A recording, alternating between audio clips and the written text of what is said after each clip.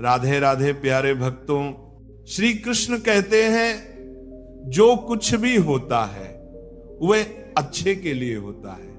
लेकिन जब हमारे जीवन में कोई बुरा अनुभव आता है, कोई सपना टूटता है, कोई रिश्ता छूटता है, तब ये बात मानना मुश्किल हो जाता है। हम सोचते हैं कि आखिर हमारे साथ ही ऐसा क्यों हो रहा है।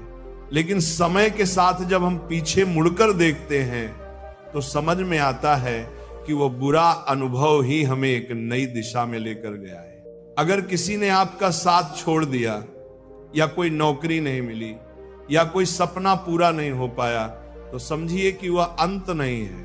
हो सकता है वह किसी नई शुरुआत की शुरुआत हो। श्रीमद् भगवत गीता में श्री कृष्ण कहते हैं, तुम्हारा अधिकार केवल कर्म करने में है, फल पर नहीं। इसका मतलब है कि हमें सिर्फ अपने काम पर ध्यान देना चाहिए। परिणाम अपने आप सही समय पर मिलेगा। इसीलिए जब कुछ गलत हो तो परेशान मत होइए, बस मन में ये विश्वास रखिए शायद ये भी अच्छे के लिए हुआ हो।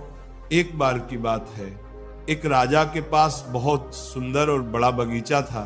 उस बगीचे की देखभाल एक किसान करता था।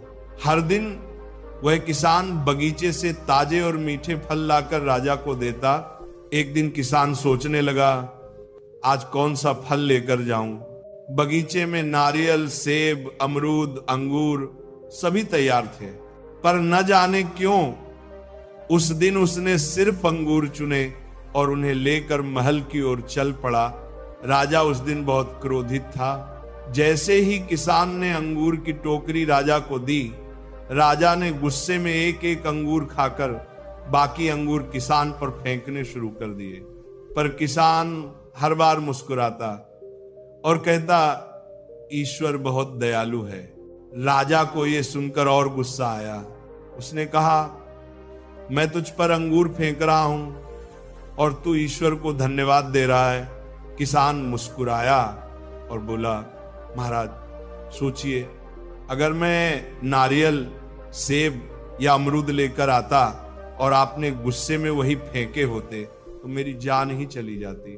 पर देखिए, ईश्वर की कृपा है कि आज मैंने सिर्फ अंगूर ही लाए, इसीलिए मैं ईश्वर का धन्यवाद कर रहा हूं। इस छोटी सी कहानी से हमें एक बड़ी सीख मिलती है। जो कुछ होता है वह हमारे भले के लिए ही होता है, चाहे उस वक्त हमें बुरा ही क्यों न लगे। जीवन के हर अनुभव का एक उद्देश्य होता है। कभी जो हमें नुकसान लगता है